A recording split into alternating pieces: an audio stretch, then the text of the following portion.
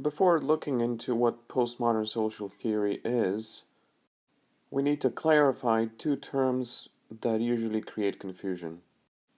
On the one hand, we can talk about modernity as a period in history that involved major social transformations and profound, irreversible social, cultural, and economic changes. Thinking about modernity as a historical period allows us to construct timelines like this one. Regardless of the events that we could include in this timeline, singling out a period of modernity means that we can establish a beginning, an end to that period, as well as periods that precede and supersede it.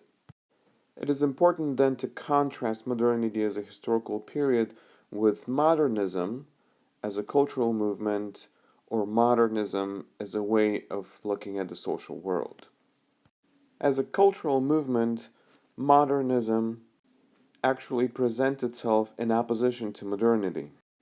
Modern art, like this Picasso painting, breaks with the neatness and organized nature of Renaissance art.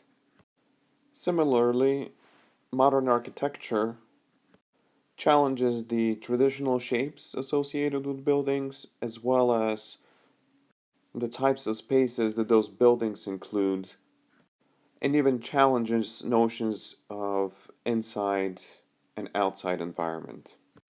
As a cultural movement, then, modernism is much closer to postmodern social theory than to modern social theory. Let's look at some examples of modernism as a way of thinking about the social world and a way of looking at the social world. Modern social theory is deeply connected with the Enlightenment, which is, of course, when modernity was born.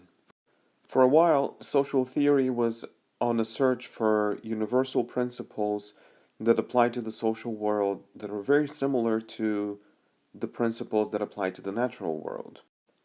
This generated theorizing aimed at establishing meta-narratives. In other words, theories that were supposed to be universally applicable across time, across space, across different cultures and societies. Once the project of establishing one single universal social theory collapsed with the end of functionalism, mid-range theories emerged as a compromise between moderate universalizing principles and at the same time accounting for differences across time, space, and cultures. At the same time, micro-theories, while refusing to engage in grand theorizing, were still very much invested in pursuing the agendas of the Enlightenment, specifically refocusing everything onto the individual. In the end, the emergence of integrative theory signaled the end of modern theorizing and the emergence of postmodern theory.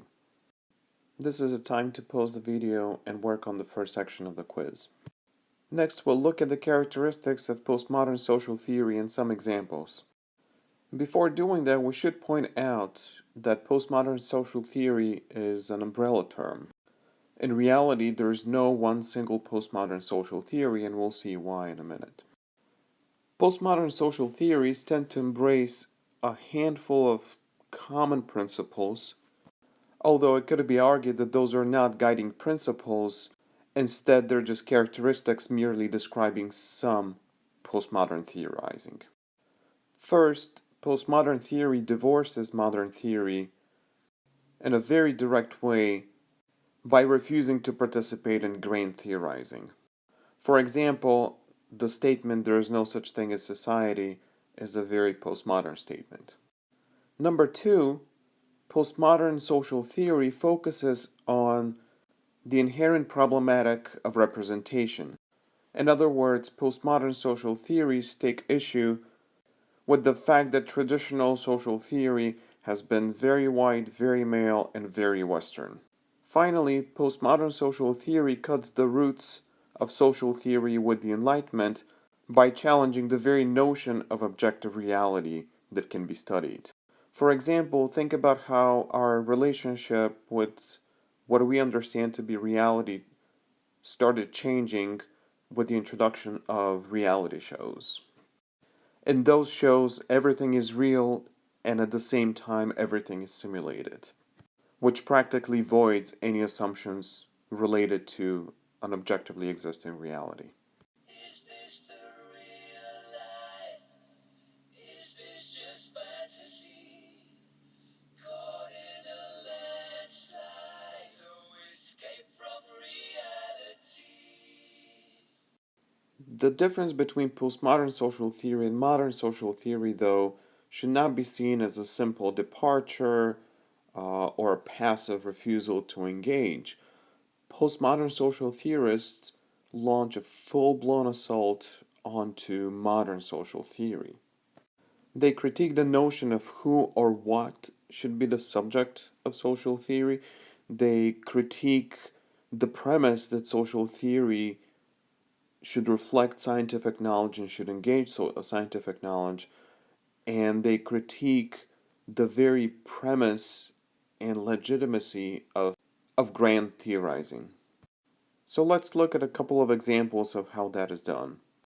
For instance, as a Marxian concept, power is usually associated with the notion that a particular class, the capitalist class, has power over the working class, and those two social classes engage in class struggle aimed at maintaining that power, the capitalist class, or regaining that power, the working class.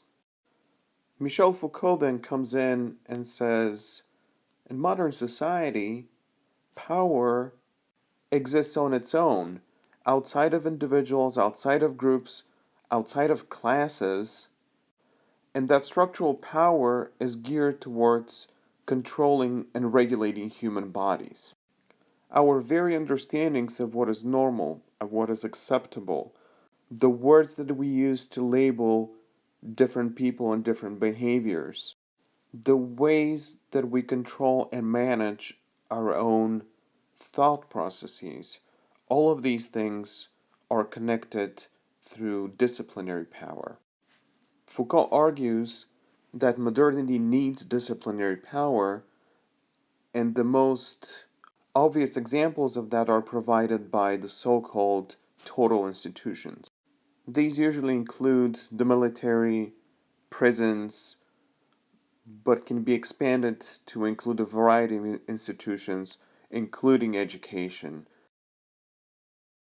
The idea behind total institutions is that everything about them has to do with making sure that individuals are stripped of their own identities, their own ideas, and those are replaced with institutional identities and ideas that normalize and support power structures. Foucault's postmodern theory then is focused on analyzing and critiquing modernity itself. However, postmodern theorizing can also be focused on postmodernity as the incoming next historical stage. Zygmunt Bauman reflects on these issues by arguing that postmodernity will be, or is, a period that will embrace diversity, that will move away from any kind of orders or establishing orders, and that won't even try to seek any type of universality in the world. For Bauman, postmodernity is characterized by acceptance, by fragmentation, by multiple overlapping identities, and that is the ultimate departure from the Enlightenment and its values. To use a metaphor to illustrate these ideas, if we think of the modern project as a project geared towards putting together a puzzle, a big picture of some kind that is composed of tiny pieces that fit well together, Bauman's ideas about postmodernity basically mean that there's no puzzle, no large picture, there might be tiny little puzzles that come together from time to time, but then they come apart easily, or that the project of postmodernity even refuses to engage in any type of puzzle related behavior. Please complete the quiz at this time.